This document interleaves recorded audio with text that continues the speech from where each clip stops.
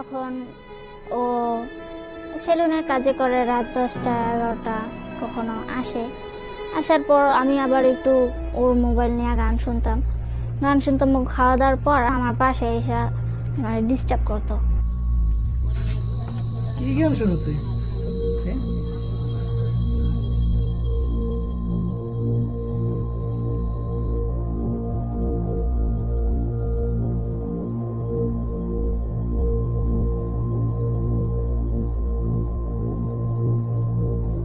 শরীরে হাত দিত, ঠিক আছে, এরকম ভাবে অনেক ডিস্টার্ব করতো। আমি অনেক কয়বার বলছি এটা কিন্তু ভালো না, আমি এগুলি পছন্দ করি না, এগুলো করা ভালো না। গান শুনতে গান দে। এরকম বলার পরে তারপরও সোজা হয় না, সব সময় এরকম করতে থাকে। যখন চলতে থাকলো, তারপর একদিন আমি বাথরুমে, মানে আমাদের গ্রামের অঞ্চল তো, জঙ্গলের সাইড দিয়ে এলো টয়লেট। তো আমি একদিন টয়লেটে যাইতে লইছিলাম।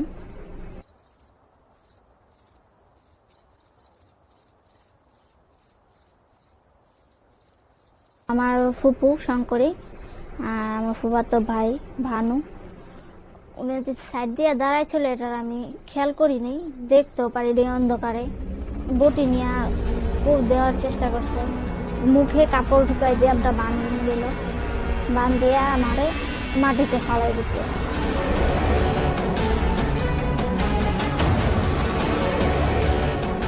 তারপর ভানু আমাকে জড়ায় ধরার পর আমার সাথে অনেক বাজে কাজ করছে।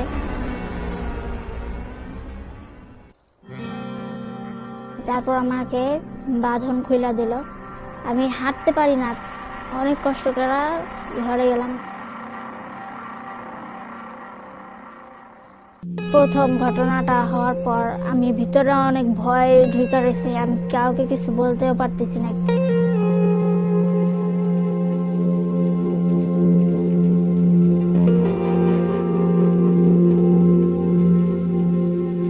কি বলবো, মানে বলার মতো কোনো ভাষা নাই আমার মুখে। তারপর তখন দুপুরবেলা যখন খেতে আসতো, খাওয়ার পর সবাই গোসল করতে যেত, কেউ রান্না নিয়ে ব্যস্ত থাকতো, তখন ও ঘরে ঢুকা, মানে বারান্দা সিস্টেম একটা আছে দরজা, তার ঘরের ভিতরে একটা দরজা আছে, ওই দরজাটা বন্ধ করে আমার গায়ে হাত দিত, অনেক বাজে বাজে কাজ করতো। আমি চিৎকার করতে যাই তো আমার মুখে হাত মানে চাপা দিয়ে ধরতো যে চিৎকার করবি না, একদম চিৎকার করবি না, যদি চিৎকার করিস তাহলে তোর খবর আছে। তখন মানে দেখতো যে না, আশেপাশের লোকজন আসার মতো সময় হয়ে গেছে, তখন ও ছাইরা দিয়ে ধাক্কা দিয়ে ফালা দিয়ে চলে যেত। মানে আমি ভয়ে ওই এক কোণে পড়ে থাকতাম, কাউকে কিছু বলতেও পারতাম না, কিছু কইতেও পারতাম না, সইতেও না পারি কইতে, এরকম অবস্থা ছিল আমার। প্রতি রাত্রে যখন রাতে আসার পর আমি যাইতে চাই না, তারপর আমাকে ভয় দেখায়, মানে ব্ল্যাকমেল করে যে আসবি না তো, তাইলে দেখিস কিন্তু খবর আছে, তুই কি কখনো আর বাইরে বের হবি না। এই ভয়ে আমি যখন দেখতাম যে না, ও অন্য সাইডে চলে গেছে, তখন আমি বাইরে বের হইতাম, আমার নিজস্ব কাজের জন্য আমি বাইরে হইতাম।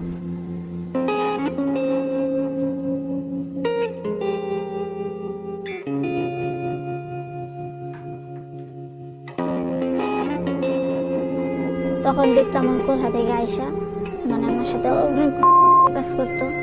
আমার ফুপু শঙ্করী, সেও আমাকে অনেক ভাবে ব্ল্যাকমেল করে, অনেক ভাবে ভয় দেখায়।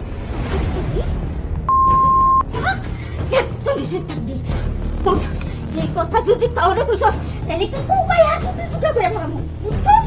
একদম চুপ থাকবি, কি করে কিভাবে কোন প্যাচে এত প্যাচ কি আমিও বুঝি না, মানে ভয়ে আমি থাকি। প্রতিটা রাত, প্রতিটা মুহূর্ত আমার ভয়ে কাটছে। আমার যে কিরকম লাগছে ভিতরে, হাঁটতেও পারি না, চলতে পারি না ঠিক করে, পড়াশোনার দিকেও মনটা নাই, তখন ওই সিনগুলো মনে করে আর অনেক ভয়ে থাকি। এরকম করে আমার দিন চলতে থাকে।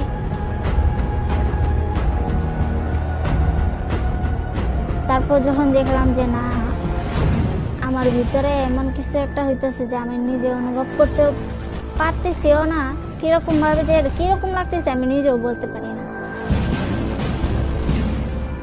তখন যখন এরকম 3-4 মাস আমার সাথে এই ধরনের ব্ল্যাকমেল ভয় দেখায় 3-4 মাস ধরে এইসব জোর জবরদস্তি জুলুম করে আমার সাথে এইসব কাজ করে, বাজে কাজ করে আমার সাথে। বাজে কাজ করার পর আমার ফুপু আমার মাকে ফোন দেয়। আচ্ছা, তুমি বাবুরে বলো না কেন যে তোমার মেয়েটা নিয়ে যেতে? কেন, কি হয়েছে? তোমার মেয়ে আমার টাকা চুরি করছে, তাছাড়া চরিত্র ভালো না, এইরকম মেয়ে আমার বংশে থাকতে পারে না। তোমার ভাইয়ের তুমি কও না? বাবুরে গালাগালি দিয়া হইলো তুমি তোমার মাইয়ারে লয়ে যাও। বাজে বাজে কথা বলে আমার এখান থেকে তাড়াই দিছি। তাড়াই দেওয়ার পর আমি যখন ঢাকা আসলাম, আসার পর দেখে আমি কিছু খাইতে পারি না, শুধু বমি আসে আমার। আমি কিছুই খাইতে পারি না, পানি খেলে সেটাও বমি হয় বাইরে যায়, আমি কিছুই করতে পারি না। তখন আমার আম্মু একটা মেশিন আনলো বেবি চেক করার জন্য, যে মেশিনটা ব্যবহার করা হয়।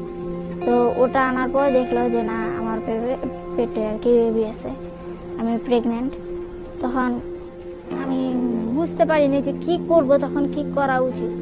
তখন আমি একে আমার আব্বুর ভাই না ফুফাতো ভাই ভানুরে ফোন দিলাম।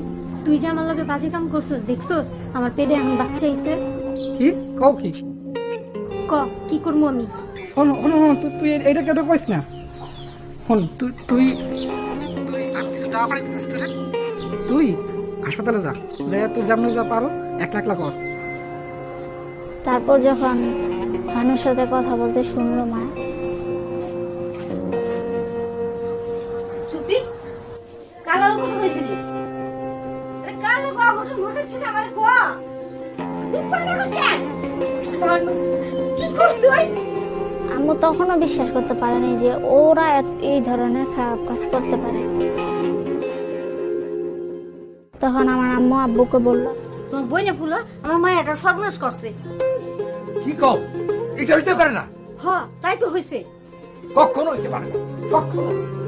তখন আমার আম্মু আমাকে মানে হোমিও হল একটা আছে, হোমিওপ্যাথি ওষুধ খাওয়ানোর জন্য বললো। আপা, এখন তো কিছু করা যাইব না, 3 মাসে বেশি হয়ে গেছে। তখন আম্মু বলে দেখেন কিছু তো উপায় থাকবে। তখন উনি হোমিওপ্যাথি ওষুধ দিলেন যে এই ওষুধটা খাওয়ার পর ভিতরে এই জিনিসটা নষ্ট হয়ে যাবে।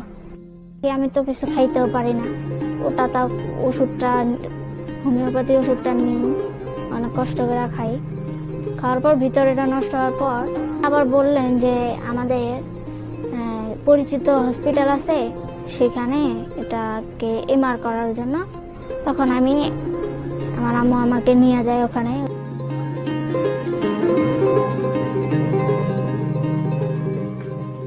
ওখানে নিয়ে যাওয়ার পর আমাকে জিজ্ঞেস করে যে এটা কতদিনের। আমি তো বলতে পারবো না এটা কতদিনের। না তখন উনি বলল যে এটা তো তোমার 3 মাস, এটা তোমার জীবনের ঝুঁকি আছে, এটা রিস্ক হয়ে যাবে তোমার নেওয়ার জন্য, তোমার বাঁচার মরার আর কি সম্ভাবনা আছে। তখন আল্লাহর নাম নিয়ে এটাকে এমআর করার পর তারপর কিছু খাওয়া দাওয়া কিছু চলতেছিল। কয়েকদিন পর আবার আমাকে ফোন করছে, শোন বাচ্চারা যে ফালাই দিছস এটা ভালো করছিস। আমি তোকে বিয়ে করব, আমার বড় ভাই বিয়ে করে অনেক, তারপর আমি তোকে বিয়ে করব। আর আমি তোর নামে একটা অ্যাকাউন্ট করে 4 লাখ টাকা দেবো। আচ্ছা দেখা যাব। তেইশ তুই মানে আশ্বাস দিয়ে রাখছে আমারে। রাখার পর মানে কয়েকদিন বন্ধ ছিল ফোন টোন দেওয়া, আমি নিজের ইচ্ছে ফোন দিচ্ছি। কি রে, একেবারে ফোন দেওয়া বন্ধ করে দিলি?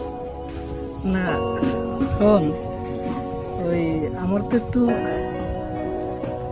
ওই শারীরিক সমস্যা হইতেছে বুঝছো, তা তুই একটু সময় করে আবি নাকি বাড়ি আবার? না আমি পারুম না, ওইখানে আমি যেতে পারুম না। তখন বললো যে ঠিক আছে তুই একদিন সময় করে আমাকে বলিস, আমি ঢাকা আসবো, মাত্র 2-3 ঘন্টার জন্য, তুই আমাকে একটু সময় দিস। আমার জীবনে এত বড় ঘটনা ঘটে গেল, তারপরে তুই কেমনে কস দ্বিতীয়বার এই কাম করার জন্য? ওরা তুই একটু বোঝার চেষ্টা কর, আমার তো একটু শারীরিক সমস্যা হইতেছে। তখন আমি বললাম না, আমার দ্বারা আর এটা সম্ভব না, আমি অনেক কষ্ট করে এখান থেকে বের হয়েছি, আমি আর এইসবের মধ্যে ঢুকতে চাই না। তুই আবার একটু ভাইবে দেখ। এখানে কিছু নাই, আমি পারুম না। শোন, অনেক রিকোয়েস্ট করছে, তাও আমি ওর কথা শুনি নাই। তারপর ওরা যখন ওর বড় ভাইয়ের কাছে বলা হলো, তো ওর বড় ভাই বলল, এই ঘটনা যদি সত্যি হয় তাহলে আমি আপনার 4 লাখ টাকা দিব। মসজিদের ভিতরে কোরআন শরীফের উপর রাখবো, তোমরা এখান থেকে নিয়ে যেতে পারবা? হ পারুম না কেন, এই ঘটনা তার মিথ্যা না। তো বললো ঠিক আছে। 2-3 দিন কথা বন্ধ ছিল। 2-3 দিন পর তুমি তো পরিবার মিললা আমার মায়ের জীবনটা শেষ করে দিছো। এক ক্ষতিপূরণের টাকা যদি না দিছো তাহলে তুমি বাপু মাইয়ার এমন ক্ষতিটা কেমনে করতে পারো? আমার আব্বু যখন দেখলো যে না ঘটনাটা সত্যি, আমার ভাগ্নে এই কাজটা করছে, তখন উনি বলল, আমার বোন ভাগনা ফ্যামিলির ব্যাপার, যা হবার হয়ে গেছে, এটা এখন বাদ দেওয়া যায় না।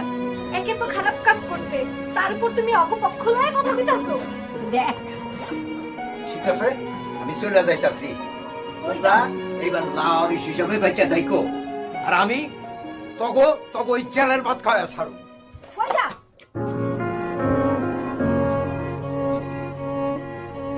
সবাই ছেড়া চলে গেল। তারপর গৌতমে ফোন দিয়ে বলল যে আমরা একটা টাকাও দিতে পারবো না। কিছুদিন আগে না বললি 4 লাখ টাকা দিবি যদি ঘটনা সত্যি হয়? বলে যে না, তোর আব্বু বলছে একটা টাকাও দিতে না তোদের। কেন এই কথা কই বাবু? আব্বু এটা কইতে পারে না।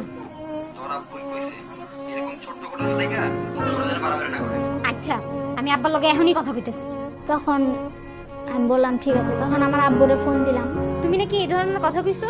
হ্যাঁ আমি কইছি, তগো আমি একটা টাকাও দিব না। যা করার করে লইছি। তোর মার বাইর বেশি বেরিয়ে গেছে, একদিনে চলে তোর মারে আমি জেলের ভাত খাওয়া। আমি কি দেখো এইসব কথা কয়া আমার ঘটনাটারে চাপা দেওয়ার চেষ্টা করবা না। তখন কিছুদিন কথা বন্ধ ছিল। বন্ধ হওয়ার পর আমারও শরীরটা অনেক খারাপ হয়ে গেল। প্রতি সপ্তাহে একটা করে আমার স্যালাইন দিতে হতো। আমার শরীর পুরো দুর্বল হয়ে গেছে।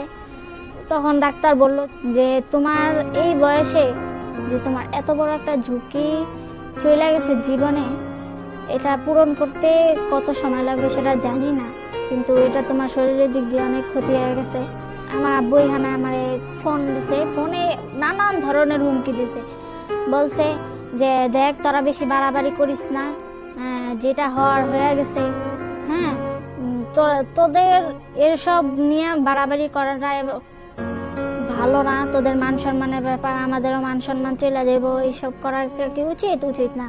তোর মায় যে লোকের কাছে বলতেছে এসব করার কোনো প্রয়োজন আসে না, বেশি বাড়াবাড়ি করলে তোদের কাছে কিছু নেই। তোরা তো কাঙাল, তো কোনো টাকা পয়সা নাই। আমি তো কাঙাল না।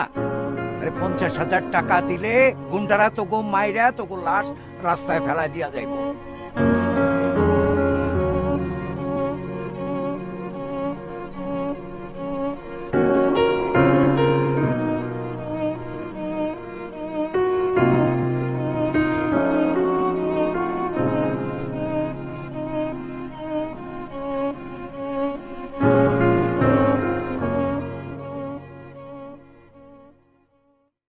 For more updates, subscribe to our channel.